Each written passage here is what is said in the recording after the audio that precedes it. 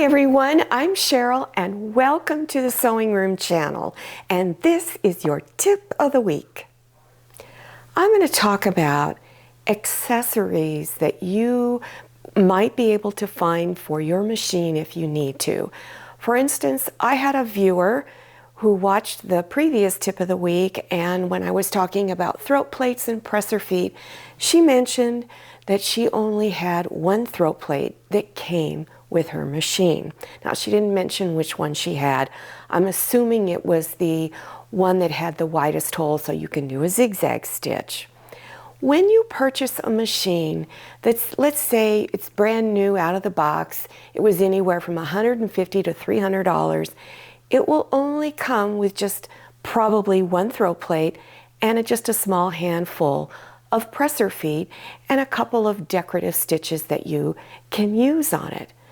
If you go and spend more money, let's say you go up to a $900 machine, you're probably going to get at least two throat plates and a lot more accessories.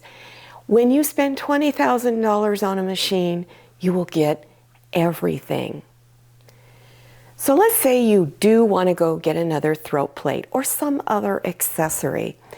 You can go to a dealer store and they will be able to help you find that accessory.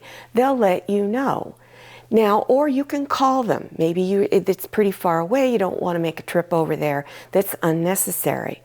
But all dealers that sell the big brand names will have an accessory book, like this one. This is for baby lock. And the reason why I have the book, they normally don't give these to customers, is that this was an old one and they were just going to throw it away, and they were nice enough to give it to me. So in this accessory book, you will find all kinds of items that are available for a variety of baby locks. So whatever that item is, you go over to the right-hand side and it will list all of the models that that particular accessory will work on. This is the throat plate that you saw in the previous tip of the week. And by the way, I would really watch that one. It's an excellent tutorial. I had a massive response, many comments. Took me quite a long time to answer all those questions. But this is the one with the single hole. This is for straight stitch. So let's say you have the Viking Sapphire like I do, or you have a baby lock or a genome, and you want to get the other throat plate. So I'm going to show you how to look it up on the internet. The website that I like to go to when I need to buy another presser foot or other accessories is sewingpartsonline.com. When you get into that website, off to the upper left-hand side, you will see machine parts. Click on that, then look for your brand name. For instance, I want to look for Husqvarna because that's who makes the Viking. Then you click on that and then you select the model. And there's a long page of different model names and numbers. So once you find that, click on that. Now if you're looking for the throat plate, off to the left-hand side, you can click on an option that says plates. Then, once you click on that, you'll see a throat plate, hopefully, and you can scroll down farther down on that page to where it says guaranteed to fit models. And on there, it will list all of the different models for that brand that throat plate will fit on. So not only can you find presser feet and throat plates, bobbin cases, bobbins themselves for the thread, you can also find user's manual. So let's say you bought a secondhand machine, maybe you picked it up at a garage sale, there was no user's manual. Go to that website, check it out. You just might be able to find one. Or maybe the dealer store might have an extra one lying around. I get a lot of questions all the time about cotton batting.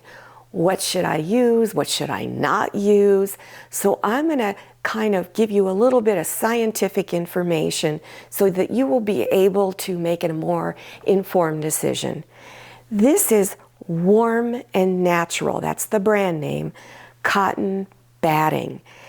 And I love this. I buy it by the big bolt. Now you can buy it by the yard off of the big bolt, or you can even buy pre-cut sizes in packages. I recently had a viewer who was very concerned about on a tutorial that I put out on a potato zapper bag. And she wanted to make sure that I let everyone know not to use cotton batting with scrim in it. Well, I've heard this word before, but I never paid attention to what it was. So I looked at my Warm and Natural label here, and it's quite big. Did it say anything about scrim? Because I really didn't understand what the word is. So I'm going to explain to you what it is and whether you should use it or not in your potato zapper bag. So what is scrim? It's needle punched batting. What's that? That's a process called scrim. And it's a net-like stabilizer, creating a more stable batting. What does that mean? 100% cotton batting will come apart. It doesn't have anything to bind it so that it will stay together. So years ago, the batting companies created this needle punched stabilizer, or scrim. It helps to bind it and hold it together. So my Warm and Natural, it has a product in it called polypropylene, and it has 12.5% of it, of that product, is this. Polypropylene is a plastic. People are concerned your fabric might melt. We're going to talk about that in a moment. The rest of the Warm and Natural is 87.5%.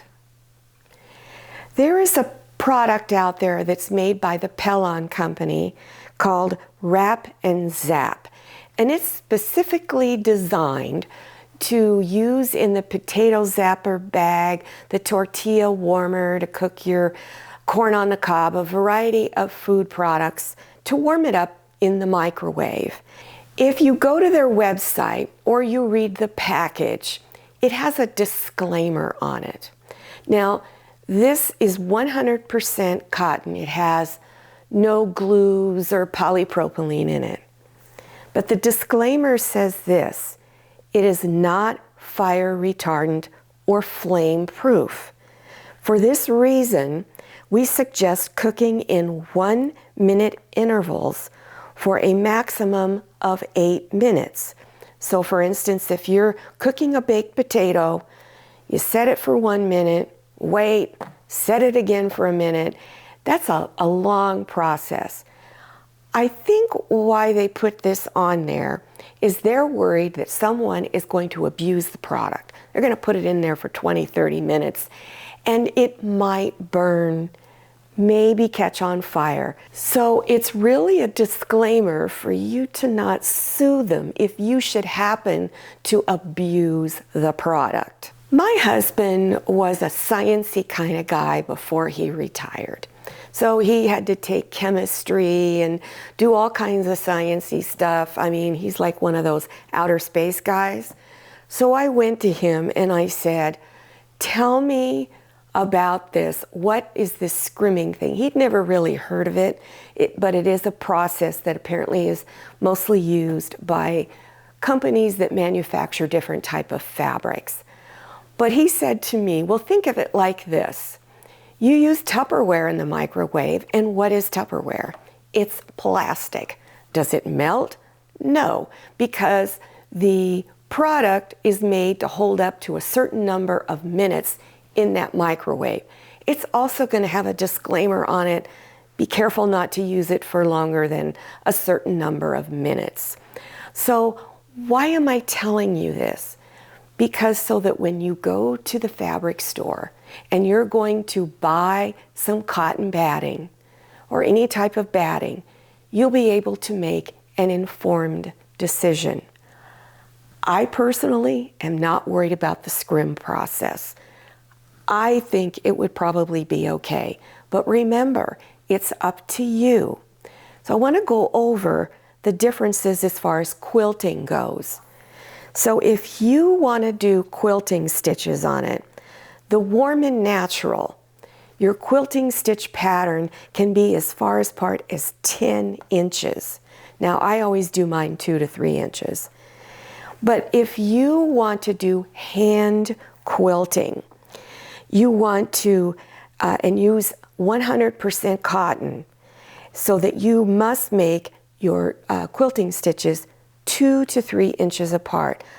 Otherwise, over time, that cotton batting will begin to fall apart every time you wash and dry it. So it's not as stable as the warm and natural. The reason why the hand quilters like to use it, it's easier for them to get the needle through when they're doing it by hand. If you prefer hand quilting, it's recommended that you should use a product called Quilter's Dream. Well, I hope this information was helpful to you, and I hope I kind of cleared up the problem of which cotton batting to select. I just want you to be educated in that area so that you won't run into a lot of problems later on. Now, if you're interested in other tips of the week, and I have a lot of them, they're probably my most popular tutorials that I put out. So by all means, scroll down to the description section. Click on the words either show more or the down arrow, and you will see links appearing. I'll also have some recommended beginners project if you're just getting started. Don't forget to follow me on Instagram and check out my Facebook page.